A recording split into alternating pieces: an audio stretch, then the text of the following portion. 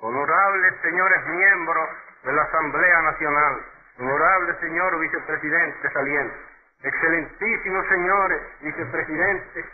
y demás miembros de las misiones especiales, señores y señoras. Pocas veces ha caído sobre un dominicano una carga de tanta responsabilidad como la que el destino coloca hoy sobre mis hombros. El juramento que acabo de prestar entraña para mí un tremendo compromiso ante el país y ante la historia. Son muchas las esperanzas que la inmensa mayoría de nuestros conciudadanos tienen cifradas en la labor de los hombres que hoy inician sus gestiones al frente de la administración pública. Muchas de esas esperanzas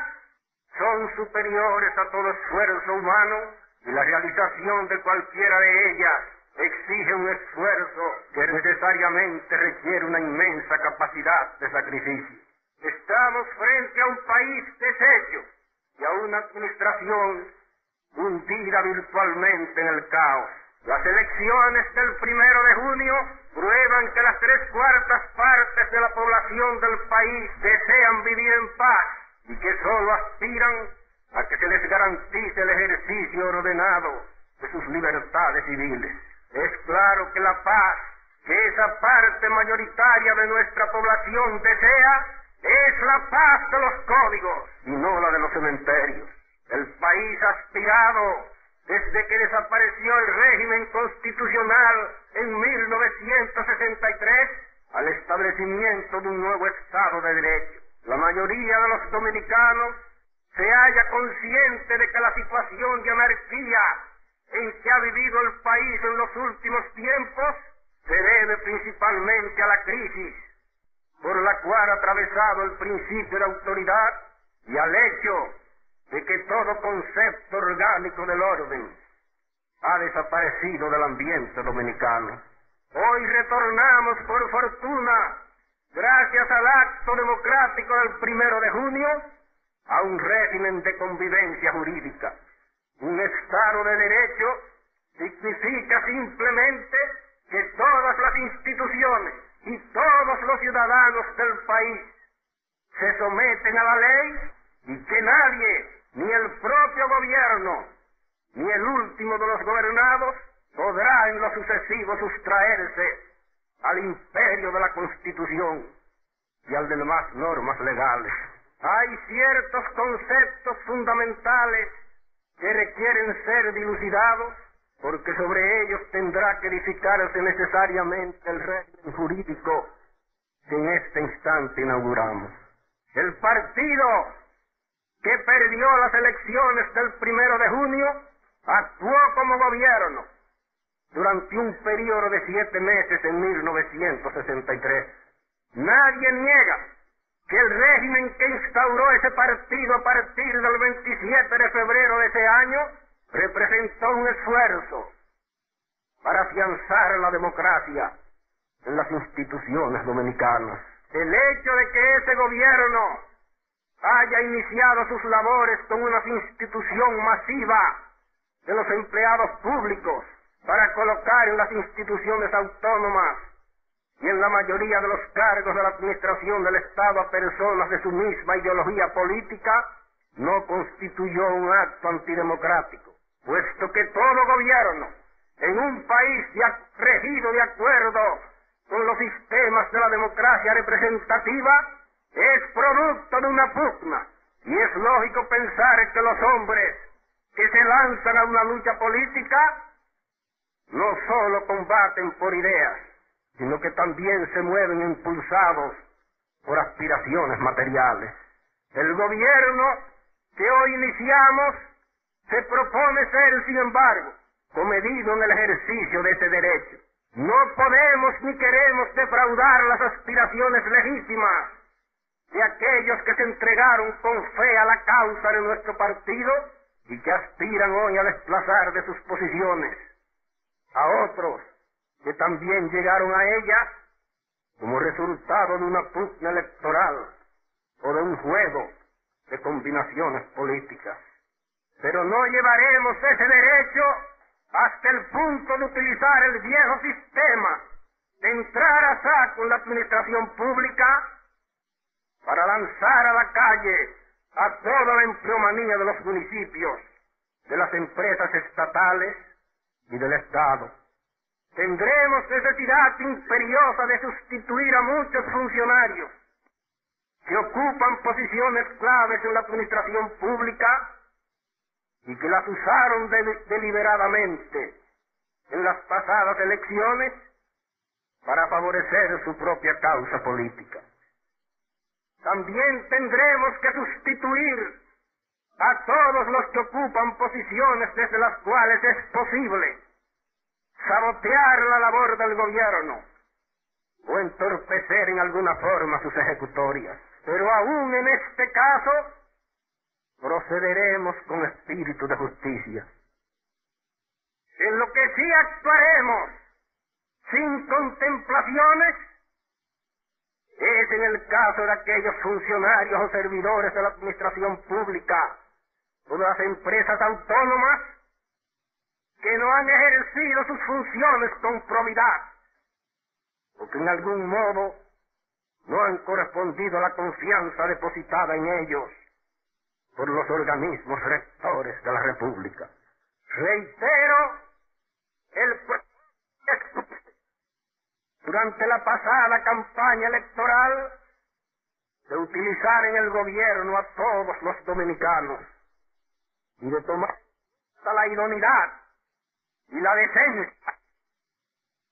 No es necesario, señores, describir a nadie en este país el estado en que se hallan las finanzas nacionales, ni ponderar la obra titánica que es preciso llevar a cabo para superar esa situación caótica. Para que el país se levante como Lázaro de sus ruinas, tenemos que esperar llevar a cabo una obra de saneamiento de la economía del Estado. El primer paso en ese sentido tiene que consistir en la adopción de una política de austeridad que actúe no como un bálsamo, sino como un bisturí sobre las llagas que hay que extirpar a sangre fría. La política de austeridad que se ha practicado hasta hoy en este país ha sido de una austeridad de paños tibios y no de medidas heroicas. Pero situaciones como la presente no se resuelven con providencias paliativas.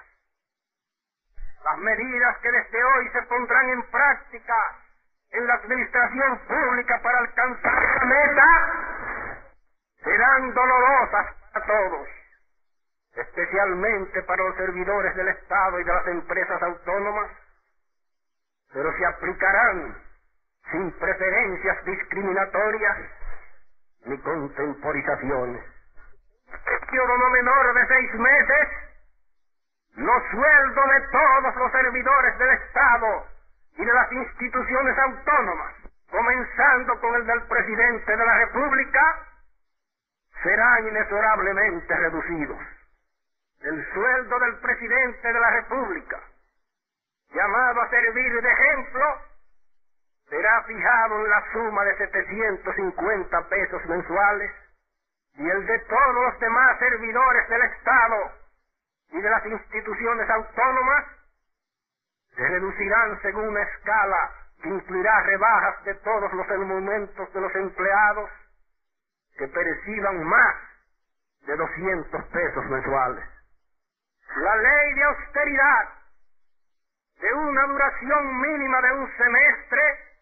que el Poder Ejecutivo presentará al Congreso Nacional en la primera de sus sesiones ordinarias, establecerá que ningún funcionario público, sea del Estado, de los municipios, de las instituciones autónomas, podrá percibir en ningún caso, por concepto de sueldo, salario, pensiones, jubilaciones, bonificaciones, etcétera, una suma superior a 1.000 pesos mensuales, mientras el país se halle bajo los efectos de esa situación de emergencia, impuesta por intereses superiores, que nada ni nadie puede eludir sin dejar de sentir y de actuar como dominicanos. Los vehículos al servicio de los diferentes departamentos de la administración pública serán sometidos a un régimen severo para que su uso se restrinja a las actividades estrictamente oficiales. Los alquileres sufrirán una reducción equivalente para que las clases de recursos modestos puedan cubrir ese renglón de su presupuesto familiar con los nuevos sueldos y salarios que serán establecidos en toda la República. Diferencias sustanciales se establecerán en las tarifas relativas a los servicios de utilidad pública entre las clases pobres y las acomodadas. Se emprenderá de inmediato la reforma arancelaria y se empezarán a dar pasos efectivos para el establecimiento de la carrera administrativa. Aquellos servidores públicos que no estén en disposición de aceptar esas reformas tendrán el camino libre para renunciar a sus cargos.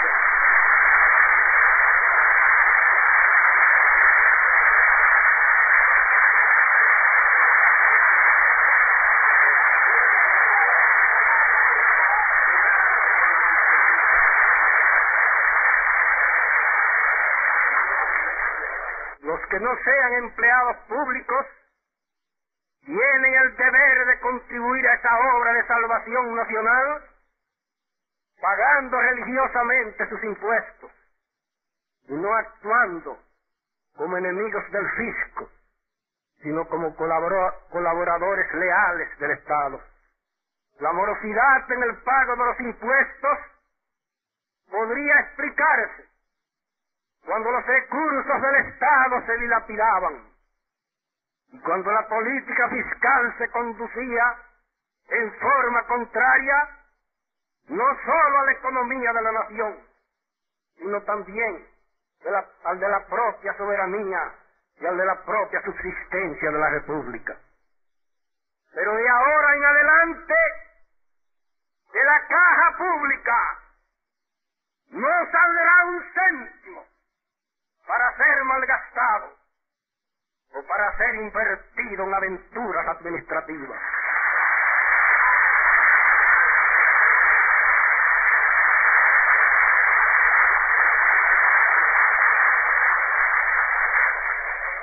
Las medidas que el nuevo gobierno se propone implantar en la administración pública no solo son urgentes e indispensables para sanear las finanzas del Estado e impedir una catástrofe nacional de dimensiones imprevisibles, sino también para disminuir sustancialmente los efectos de la inflación bajo la cual vivimos desde hace varios años y que constituye el origen principal del alto costo de la vida, del desequilibrio de la balanza internacional de pagos de la República y del peligro en que se halla la moneda dominicana. Los sectores acomodados deben prepararse para aceptar también su parte de sacrificio en la tarea de la reconstrucción de la economía dominicana y en la más hermosa aún, de reducir las situaciones de desigualdad que actualmente existen entre los niveles de vida de nuestras distintas clases sociales.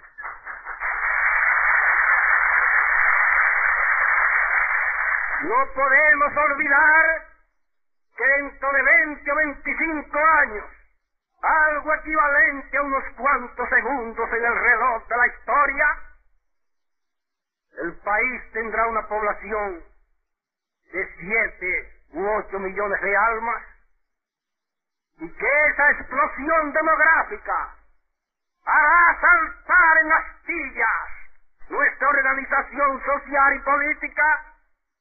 si no se toman desde ahora las medidas necesarias para corregir los desajustes que ese hecho está llamado a producir en la sociedad dominicana. Cuando se inició en 1962 el Consejo de Estado, tuve oportunidad de cambiar impresiones acerca de la presa de Taveras con el entonces director de la Alianza para el Progreso, señor Teodoro Moscoso, y oí con asombro de sus labios el temor de que la realización de esa obra no fuera en aquel momento práctica, debido a que la superproducción agrícola que se obtendría gracias a esa presa no encontraría mercados apropiados. Los hechos, sin embargo, han desmentido esa previsión, quizás lógica,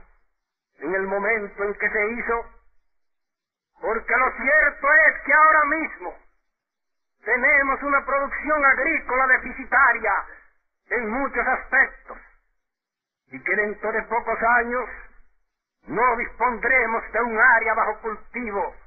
suficiente para satisfacer las necesidades de nuestra población subalimentada. Para ser efectiva esta política de austeridad, habría dos vías posibles: llevar a cabo recortes profundos en la ley de gastos públicos y en la estructura burocrática de las instituciones autónomas, o reducir sustancialmente los sueldos de los servidores mejor pagados del gobierno nacional y de las empresas estatales. La primera solución tendría el grave inconveniente de que aumentaría el desempleo y haría aún más grave el problema social constituido por los grandes sectores de la población del país que carecen actualmente de ocupaciones remunerativas. Esa solución, por otra parte, tendría muy poca influencia sobre la marcha ascendente de la espiral inflacionaria, bajo la cual vive desde hace varios años la economía dominicana. La segunda vía, por el contrario, no agravaría el problema del desempleo y tendría la enorme ventaja de que podría influir decisivamente sobre el fenómeno inflacionario que ha desarticulado la economía nacional y que ha hecho ascender vertiginosamente en los últimos años los índices del costo de la vida. La inflación, como se sabe, es un hecho económico que obedece en gran parte a la elevación de los sueldos y de los salarios, al aumento del costo de producción en la empresa pública o privada y a la hipertrofia del crédito y de la circulación monetaria. Si la economía que se obtenga con la reducción de los sueldos de los servidores públicos se aplica en parte al saneamiento de las finanzas del Estado y en una proporción adecuada a la apertura de nuevas fuentes de trabajo, gracias a la construcción de obras útiles de infraestructura, como la construcción de caminos vecinales y la reconstrucción de las carreteras y vías públicas, la retracción provocada por la rebaja de los sueldos en el medio circulante quedaría suficientemente neutralizada y no produciría ningún efecto perjudicial sobre el proceso de la recuperación económica. No es posible, por otra parte, que se siga repitiendo en este país el hecho inconcebible de que haya servidores de la administración pública que perciben hasta 25,000 pesos anuales, independientemente de las bonificaciones que obtienen por vía indirecta, mientras las 3/4 partes de la población muere de hambre y carece de lo suficiente para satisfacer sus necesidades elementales.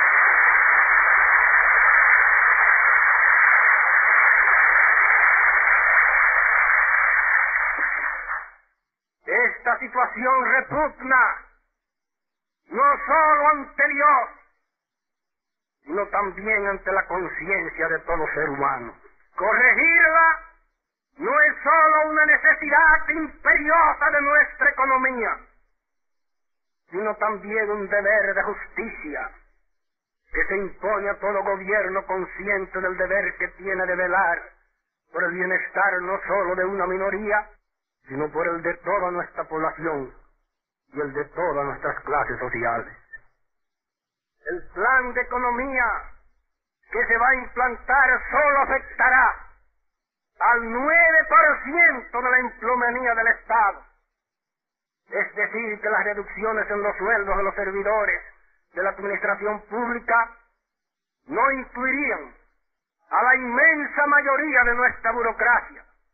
que está constituida por empleados que perciben menos de 201 pesos mensuales. Aún reducida estos límites, con este plan se obtendrán economías que sobrepasarán de la suma de 3 millones de pesos mensuales, cifra que por sí sola permite medir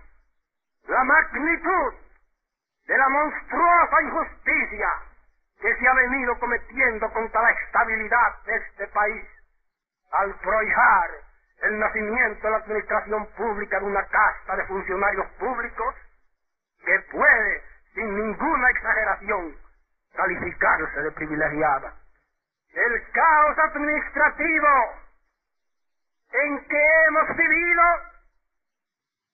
ha creado, entre otros problemas, el del abuso que se ha hecho de las pensiones y jubilaciones. Actualmente, sin contar con las pensiones y retiro que se han hecho en virtud de la ley orgánica de las Fuerzas Armadas, el presupuesto de las pensiones y jubilaciones que gravita sobre el Estado asciende a cerca de 4 millones de pesos anuales. Suma exorbitante, no solo desde el punto de vista económico, sino también desde el punto de vista moral, porque se ha llegado hasta el extremo de que infinidad de personas, en la plenitud de sus facultades físicas e intelectuales, y sin haber llegado a la edad requerida por la ley, se encuentran lujosamente pensionadas y jubiladas. Muchas de esas pensiones y jubilaciones ascienden a sumas superiores de 1,000 pesos mensuales y favorecen en algunos casos a personas que ocupan posiciones remunerativas en la vida privada. Lo triste de esta situación no reside solo en la sangría que esta fiesta de pensiones y jubilaciones representa para la economía del Estado, sino en el hecho de que estamos convirtiendo nuestro país en un pueblo de inválidos, o fomentando la ociosidad y el privilegio con la creación, dentro de la colmena que debería ser nuestra sociedad, de un gran número de zánganos que consumen alegremente bienes y recursos que podrían utilizarse con más provecho en beneficio de nuestra población más necesitada.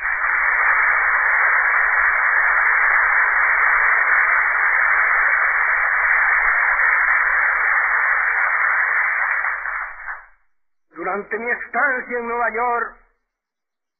oí la versión de que un alto funcionario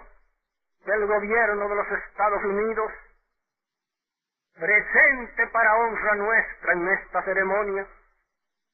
expresó en una reunión de amigos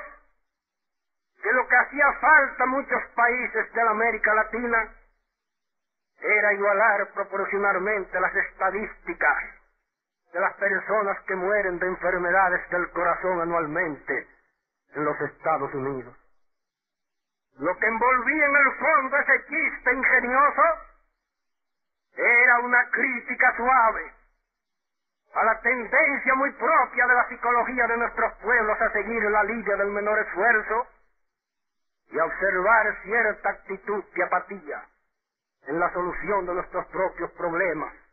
particularmente de los que suponen un sacrificio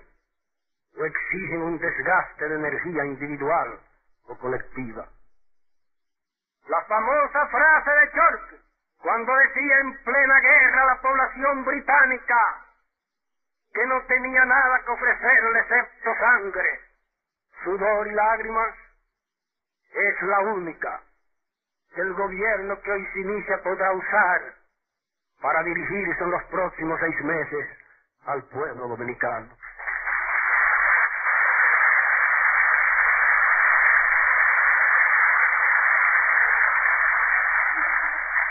Tendremos forzosamente que iniciar desde hoy un período de sacrificio, de austeridad, de privaciones, y hacer voto no de pobreza, pero sí de moderación y de continencia. En cambio, cuando pase este período mínimo de estrecheces y de penurias, empezaremos a cosechar el fruto que hayamos regado con el sudor de nuestra frente. Al término de ese periodo de austeridad, habremos equilibrado el presupuesto nacional,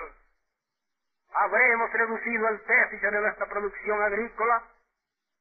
habremos creado nuevas fuentes de trabajo, habremos demostrado que somos capaces de vivir del sudor de nuestra frente antes que de las dádivas que nos llegan del exterior, y habremos establecido finalmente las bases para una promoción económica verdaderamente efectiva. No basta con que el gobierno sanee sus finanzas, sin embargo, si el caos y el desorden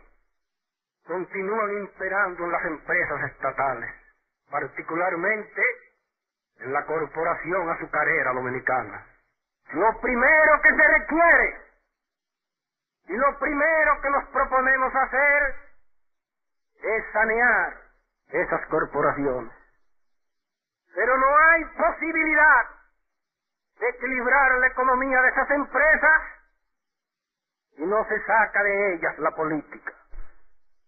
En ese sentido, me apresuro a declarar que ningún miembro del Partido Reformista ocupará en esas empresas posiciones desde las cuales el interés político pueda gravitar.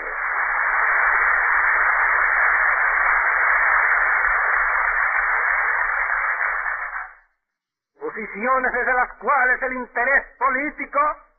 pueda gravitar en detrimento del sano concepto económico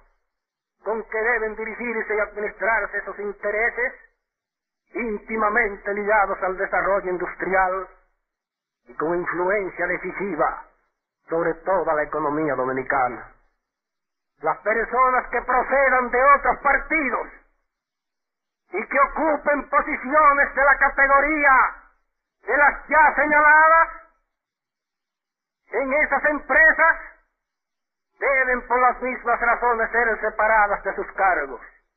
y aceptar ese sacrificio en aras del país, cuyo interés superior debe prevalecer sobre todos los intereses y sobre todos los egoísmos personales. En cambio, los simples trabajadores, los cortadores de caña y los operarios, por ejemplo, que prestan servicio en la Corporación Azucarera Dominicana, así como los funcionarios que han llegado a base de capacidad a ocupar posiciones de jerarquía en cualquiera de las empresas estatales, no tendrán que abrigar ningún temor ni esperar de nuestra parte un acto inspirado en un sentimiento de represalia.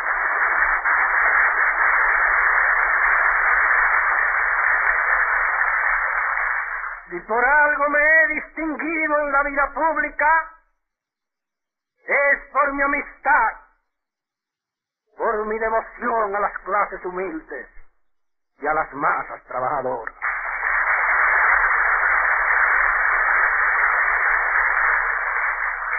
De mí no podrá esperarse una acción que perjudique a un obrero, o que le quite el pan de la boca, a una familia trabajadora. Lo que sí deseo y estoy dispuesto a llevar a cabo, por encima de todos los obstáculos, es impedir que los trabajadores sean explotados por los políticos, o que se les utilice como simples instrumentos por partidos que obedecen a sus propios intereses, aunque proclamen a todos los vientos que se hallan al servicio de las clases asalariadas. La Corporación de Fomento Industrial, el organismo que hoy tiene a su cargo el control de las empresas estatales, debe ser objeto de reformas básicas para que sus funciones no resulten como lo están ahora, desnaturalizadas por una dualidad de atribuciones incompatibles y aún contradictorias. El carácter propio de esa institución es el de promover el desarrollo industrial y el de incrementar con su ayuda y su colaboración la iniciativa de la empresa privada.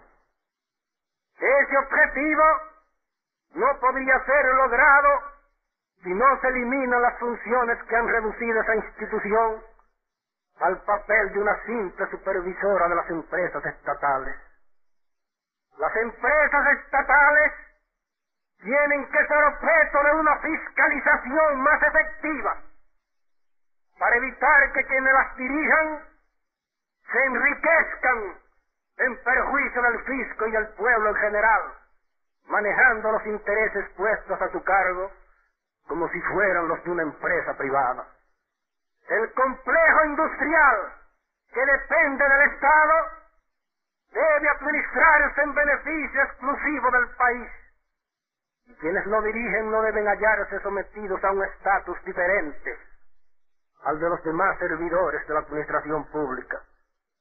Entre las reformas de que serán objeto esas empresas, el gobierno que hoy se inicia se propone crear una auditoría central que supervigile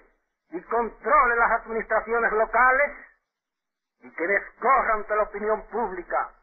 la cortina tras la cual se manejan los fondos de la mayoría de esas corporaciones. La ayuda que el país ha venido recibiendo de los Estados Unidos, tanto directamente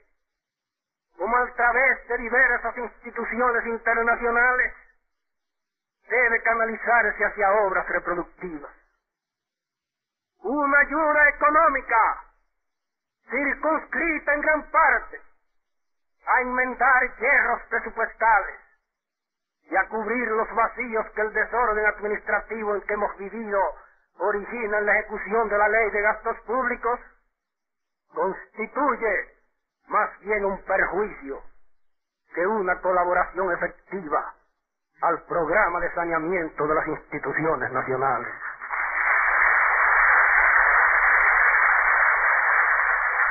El daño que el país recibe de una política de esa naturaleza no es sólo de índole económica, sino también moral. Nos hemos acostumbrado a depender de la ayuda extranjera y no nos imponemos ningún sacrificio que nos permita salir por nuestro propio esfuerzo y en ejercicio de nuestra propia dignidad del caos en que nos hallamos sumergidos. El propósito del gobierno que hoy asume la dirección de los destinos del pueblo dominicano es canalizar esa ayuda indispensable para la subsistencia de la República en las condiciones actuales hacia la promoción económica y utilizarla principalmente en programas que tienden a incrementar nuestra producción agrícola y a favorecer la creación de nuevas fuentes de trabajo en el campo vastísimo de la iniciativa privada. Hemos llegado a un momento en que no podemos seguir viviendo de limosnas y protestando de la presencia de botas extranjeras en nuestro suelo, mientras nos avenimos cómodamente a recibir dádivas que no solo lastiman nuestro orgullo nacional, sino que también nos exponen a perder a la larga el sentido de nuestra propia responsabilidad y de nuestro propio decoro como nación pequeña pero altiva, inerme pero digna, disociada pero gloriosa.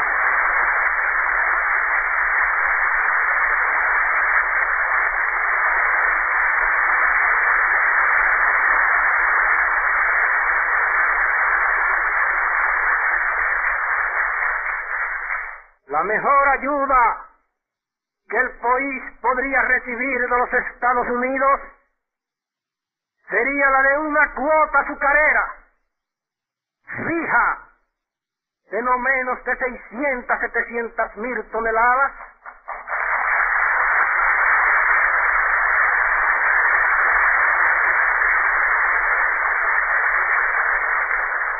y la adopción de un plan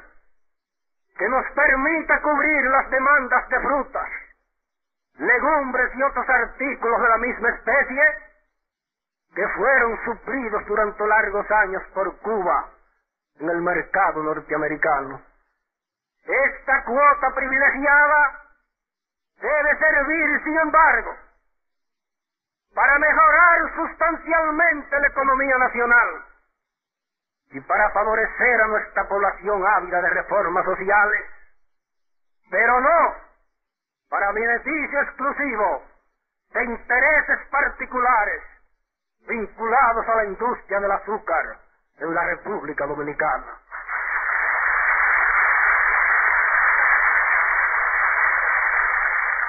Nada obtendremos con lograr precios preferenciales para una cuota de 650.000 o 700.000 toneladas en el mercado de los Estados Unidos, si los beneficios que se obtengan con ese tratamiento preferencial solo van a tener a la larga como único destino el de las arcas de una minoría. La ley que creó el privilegio exorbitante de la exención de todo impuesto a los primeros 600.000 quintales de azúcar debe eliminarse cuando se obtenga esa cuota, y un precio tope como el que rigió en Cuba cuando Cuba gozaba en el mercado de Estados Unidos de ese mismo tratamiento de preferencia debe establecerse para canalizar hacia la población necesitada del país la ayuda norteamericana.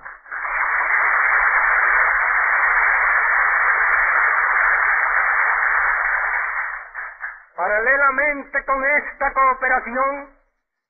destinada a equilibrar permanentemente nuestra economía y a proveer de base sólida nuestro sistema monetario, nuestro interés nacional nos aconseja desarrollar con las mayores proporciones posibles el intercambio entre nuestro país y Puerto Rico. Existen condiciones excelentes para que ambos pueblos establezcan una especie de mercado común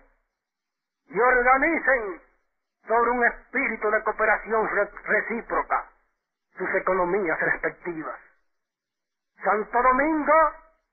podría surtir a Puerto Rico de infinidad de productos agrícolas que no se producen en cantidad suficiente en aquella isla, y ambos pueblos podrían asociarse en muchos campos del desarrollo económico para que sus capitales asociados promuevan el desarrollo industrial en el campo de la inversión privada. Las propias industrias azucareras de los dos países podrían llegar a acuerdos beneficiosos para cubrir entre ambos, sin que la una afecte a la otra, las necesidades del mercado norteamericano y para compartir equitativamente sus precios preferenciales.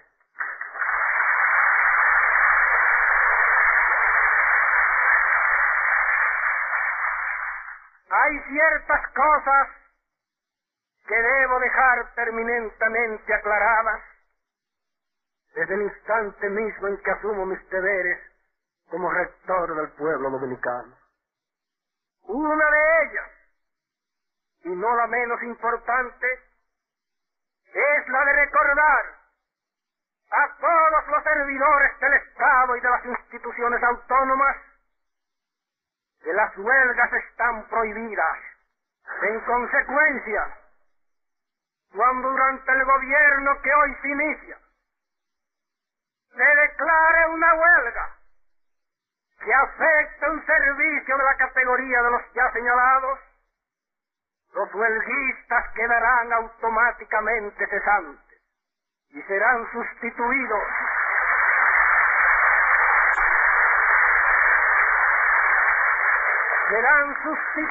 sin contemplaciones por otros dominicanos que se consideren aptos para el ejercicio de las mismas funciones. Hemos dicho al iniciar estas palabras que hoy comienza en la República Dominicana un nuevo Estado de Derecho y que ese Estado se basará en la sujeción de todos a la ley. La ley número 56 del 25 de noviembre de 1965, la cual prohíbe las huelgas y los paros en los servicios públicos, no es el fruto de una arbitrariedad, ni responde a sentimientos dictatoriales. La economía de esa ley procede de la propia Revolución Francesa y consagra una figura jurídica que existe en los países más civilizados de la tierra, comenzando por Francia, cuna de nuestra legislación, y por la propia Inglaterra, donde el director general de Correos disolvió en una sola noche la huelga de los carteros en 1890, y donde el ministro Chamberlain sentó en 1936 como un principio de derecho público la doctrina de que ningún gobierno, sin negar su propia razón de ser, que es la de asegurar el funcionamiento de los servicios del Estado, podría admitir que estos puedan ser descontinuados y desorganizados por una huelga declarada o auspiciada por sus mismos servidores. Esta ley 56, en consecuencia, será aplicada inexorablemente, y estas palabras deben servir de advertencia a todos los servidores públicos para que ni ellos ni nosotros los veamos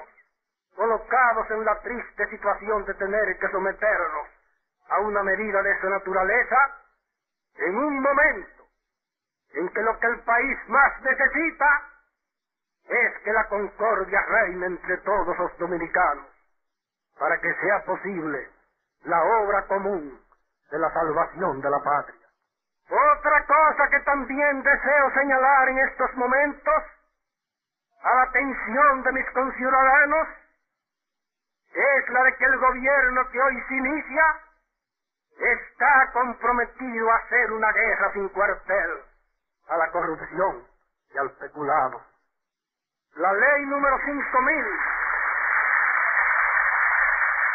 La ley número 5729, de fecha 29 de diciembre de 1961,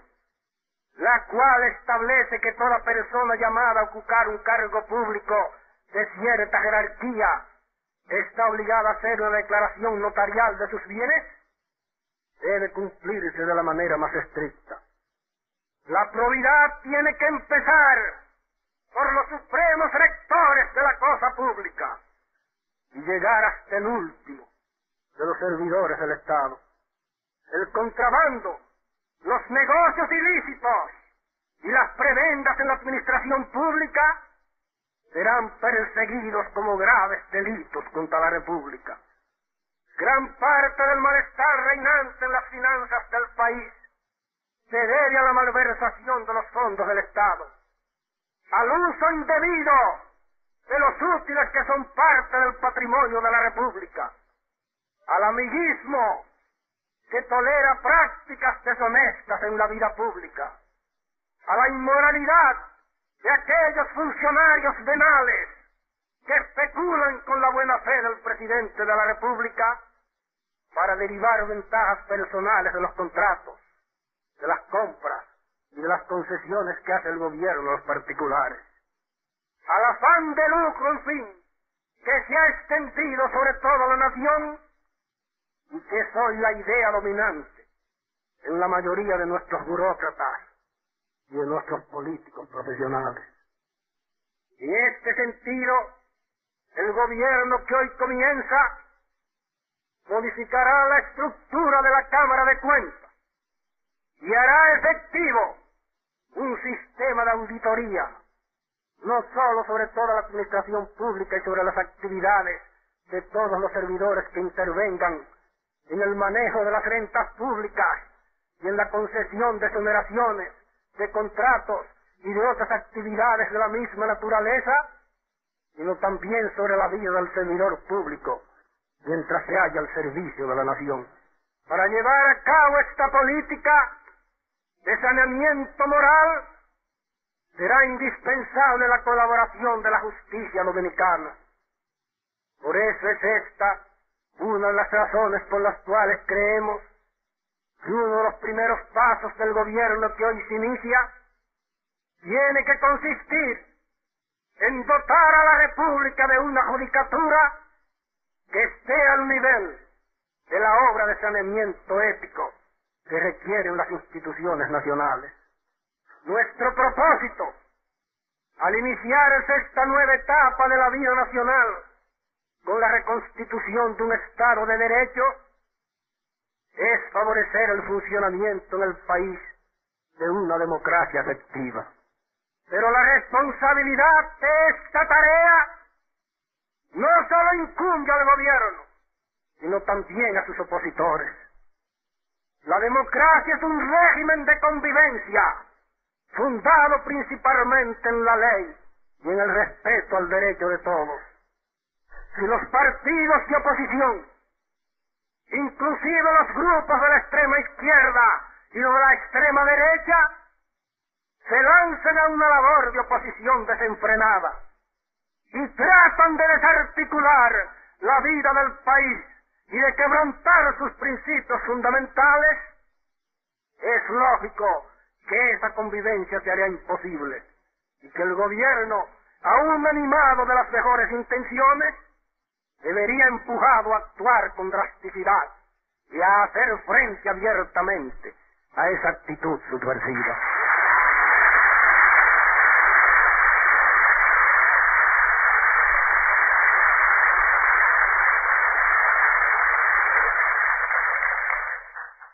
El deber de todos los que aspiramos a que este país disfrute de instituciones políticas civilizadas es contribuir en la difícil etapa de la vida nacional que hoy se inicia a que construyamos un régimen de convivencia realmente democrática y a evitar en consecuencia que haya necesidad de implantar de nuevo en este país sistemas o procedimientos en pugna con la esencia de la democracia representativa. Todos los partidos tendrán derecho, bajo el gobierno que hoy se inicia, a ejercer los derechos que les son privativos. Pero cualquiera que intente obstruir el libre funcionamiento del gobierno constitucional, llevar la discordia al seno de las Fuerzas Armadas, desarticular la economía de la nación, mantener un clima de agitación en las empresas estatales, desviar las organizaciones sindicales de su misión natural, que es la de defender y salvaguardar los intereses profesionales de la clase obrera, fomentar el odio entre las diferentes clases sociales y esparcir la división y la cizaña en el seno de la familia dominicana, nos encontrará de frente, dispuesto a encarar todos los peligros y a defender al precio que fuere necesario el sagrado depósito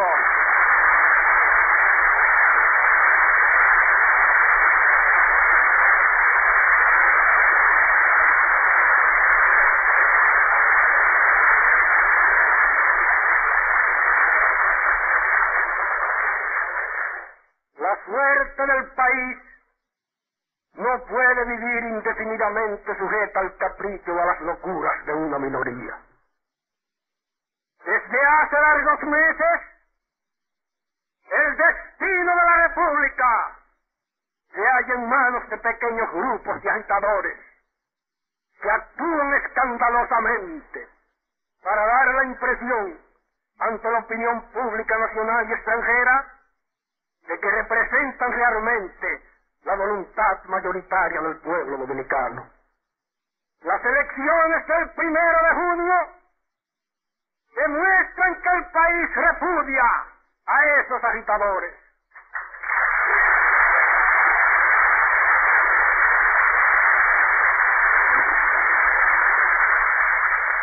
Los comicios del 1 de junio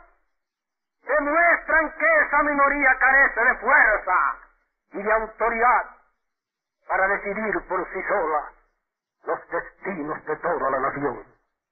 En consecuencia, cuando durante el régimen que hoy se inicia se promuevan conflictos entre el gobierno y esa minoría agitadora, se tomarán las medidas necesarias para que sea la propia opinión nacional mayoritaria, la opinión verdaderamente sana, la que expresó en forma categórica su voluntad en las urnas del 1 de junio, la que pronuncie la última palabra.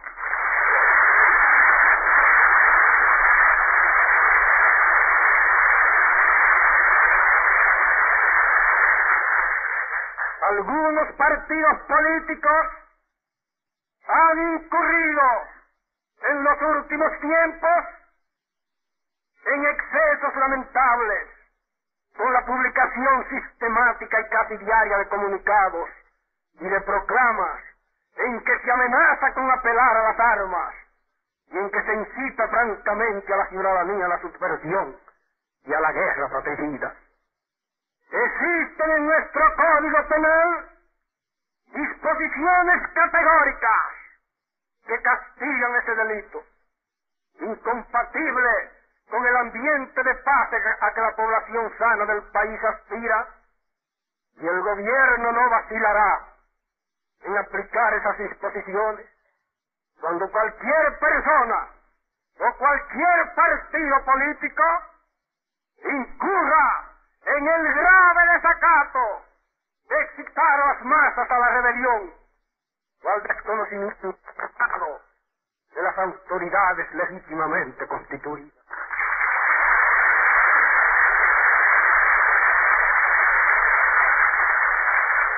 Pero todo se hará dentro de la ley y con los recursos que la sabiduría del legislador, desde los días en que se votaron en Francia los códigos que todavía no se rigen, pone al alcance de la sociedad y de las autoridades que la representan para la salvaguarda del orden y de las instituciones. No puedo dejar de hacer mención de las reformas sociales que se propone llevar a cabo el gobierno que hoy se inicia. La modificación más importante que hay que introducir en nuestras estructuras tradicionales es la de la tenencia y redistribución de la tierra en la República Dominicana.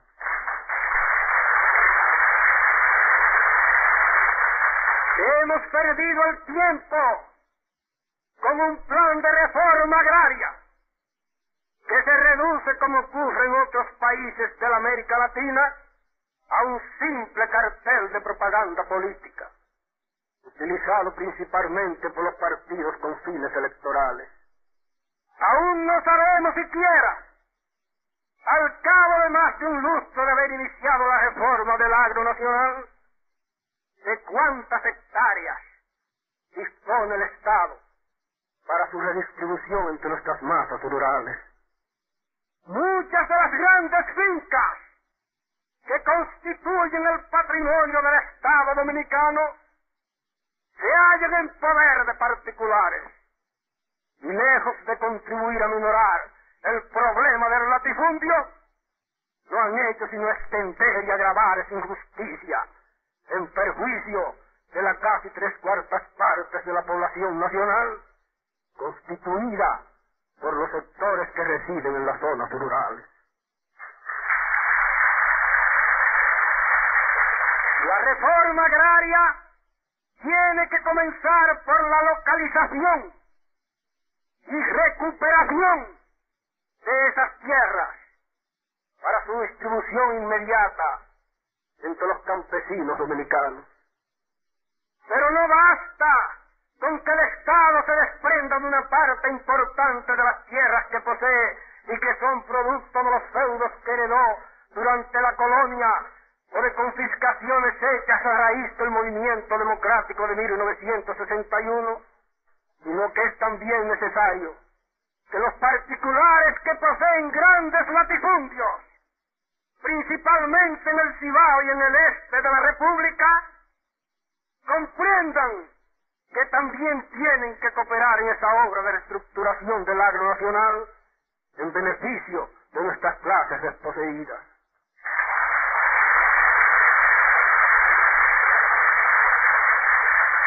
Ese desprendimiento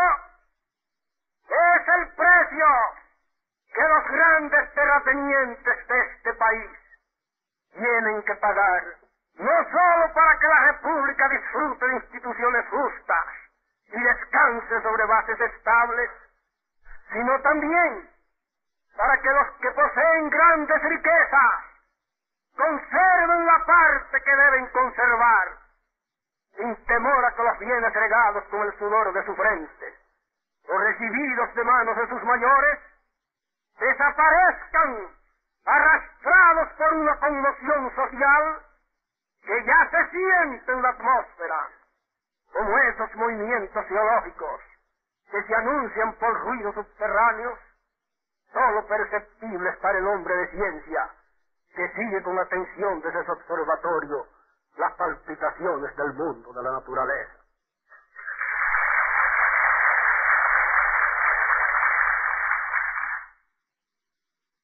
Hay necesidad para que este país se estabilice y disfrute de una organización sólida, no solo en los días presentes, sino también en el futuro inmediato, de que se busque el medio de redistribuir la tierra en forma equitativa, sea mediante la expropiación gradual de los latifundios particulares, previa indemnización, según lo establece la Constitución de la República, o sea mediante un acuerdo de grado a grado que permita que la actividad de los que acaparan el agro nacional se canalice en parte hacia otros campos, como el de las empresas de carácter industrial, gracias, por ejemplo, a un trueque de una parte de esos feudos por otra cantidad equivalente en las acciones que pertenecen al Estado en el emporio industrial que administra desde fines de 1961. El Estado podría ceder toda o parte de sus acciones en la Fábrica Dominicana de Cemento, en la Compañía Anónima Tabacalera, en los Molinos Dominicanos, en la Fábrica de Pinturas Piroca, en la Fábrica de Papel y en la propia Corporación Azucarera Dominicana,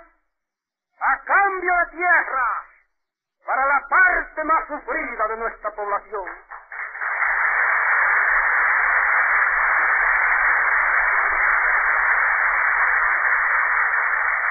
Juntamente con esta reducción de los latifundios por vía de expropiación o de negociación amigable, hay necesidad de promover una reforma agraria con medidas más efectivas de las que se han estado empleando hasta ahora, como por ejemplo con el establecimiento de un régimen que permita la incorporación a la reforma agraria de las tierras que se hallan insuficientemente explotadas, y con la adquisición mediante condiciones de pago satisfactorias de las tierras situadas en regiones donde abunda el minifundio o que se hallen sometidas al impacto de una explosión demográfica de proyecciones desmesuradas. Estamos en víspera de emprender la gran tarea de la construcción de las presas que el país reclama con más urgencia.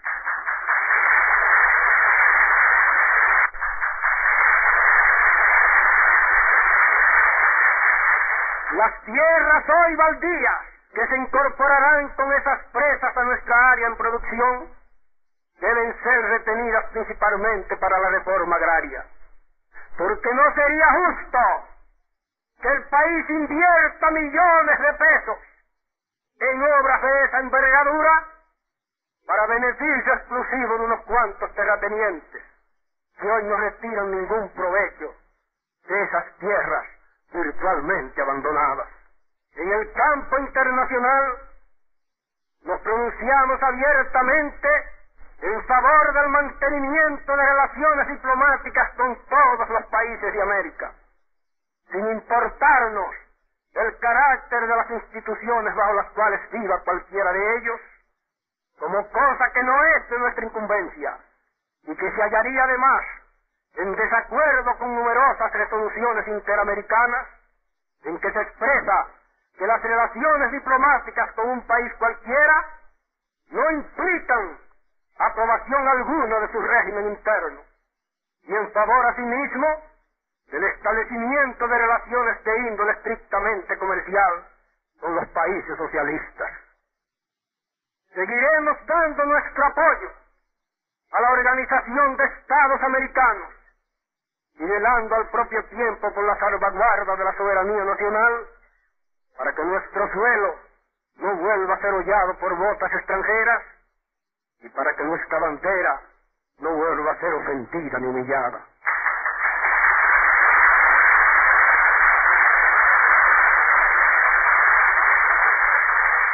Estamos convencidos de que en el desempeño de nuestra gestión tropezaremos con muchos intereses creados. Somos un país donde el privilegio juega un papel importante en la vida pública, donde el egoísmo personal prevalece sobre los intereses nacionales. Los primeros que se sentirán afectados por nuestra conducta y que reaccionarán contra nosotros, acaso en forma violenta, serán nuestros propios partidarios políticos. Los que nos dieron sus votos y trabajaron en beneficio de nuestro ascenso al solio presidencial, creerán, como es costumbre en nuestro país, que hemos venido a la presidencia de la República a defender los intereses de un partido y no los de la nación.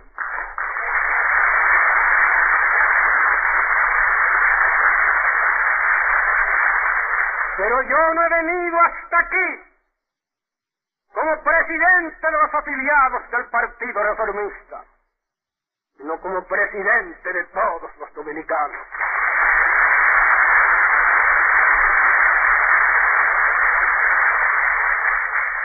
Otros que se sentirán sin duda lastimados por nuestra acción serán los beneficiarios de los privilegios y de las situaciones discriminatorias, junto a las cuales viviremos en permanente vigilia, sea cuando se trate de eliminar un abuso o de extinguir una prebenda, aun cuando haya necesidad de poner los puntos sobre las íes para impedir que continúe un contrato oneroso para el Estado, una injusticia irritante para un sector determinado, o sea cuando haya que poner fin a una irregularidad en la administración pública, o cuando haya que hacer desaparecer un obstáculo que embaraza el camino del país en su ascensión hacia la plenitud del progreso o hacia la plenitud de la vida civilizada. La política de Sarmiento, formulada en los siguientes términos por su ministro de Relaciones Exteriores, Máximo Valera: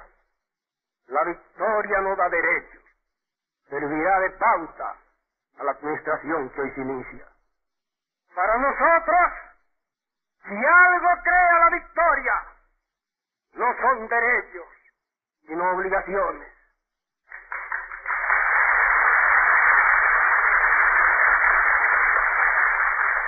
Nos sentimos en la obligación de proteger a nuestros adversarios contra los que pretendan abusar del triunfo obtenido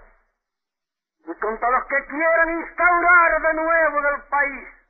un régimen de persecución política y de retaliaciones.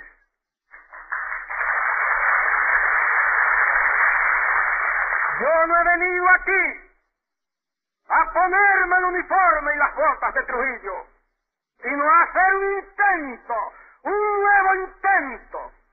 para lograr que esos símbolos de opresión desaparezcan de la vida de todo dominicano.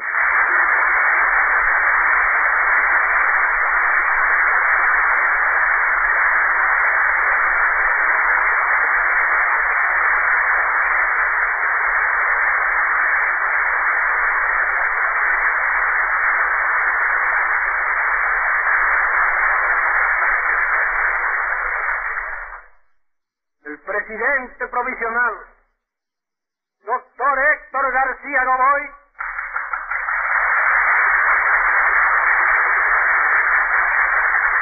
cuyo mandato expira en este día, merece sin duda el respeto y la gratitud de la República.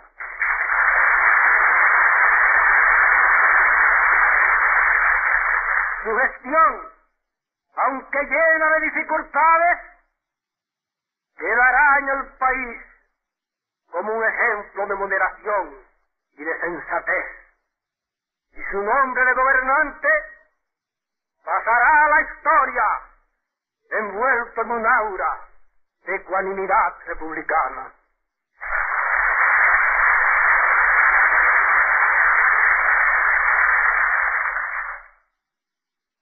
Agradezco en mi nombre y en el del pueblo dominicano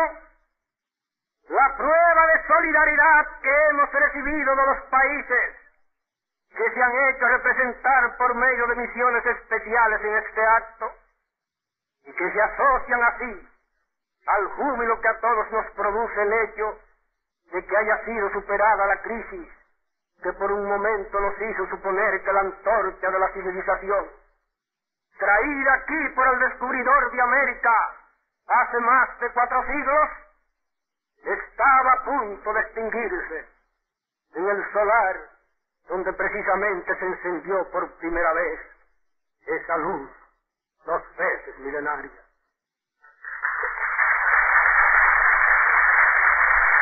Pero mis votos de gratitud más hondos van dirigidos al pueblo que me escogió por abrumadora mayoría para confiarme su destino en uno de los momentos más difíciles de su tormentosa vida política. 2 sectores de nuestra población me imponen sobre todo el deber de testimoniarles en esta ocasión mi reconocimiento más vivo. La mujer, sobre todo las madres dominicanas, que en su mayoría apoyaron mi candidatura porque entendieron que ella garantizaría, mediante la convivencia de las diversas ideologías políticas en el seno de la República, la tranquilidad de todas las clases sociales. Y el campesino de las 26 provincias del país, que se asoció a su vez desde un principio a la causa del Partido Reformista, y que dejó constancia de su sensibilidad cívica en las mismas urnas donde los agitadores de la ciudad dieron prueba en cambio de analfabetismo moral y analfabetismo político.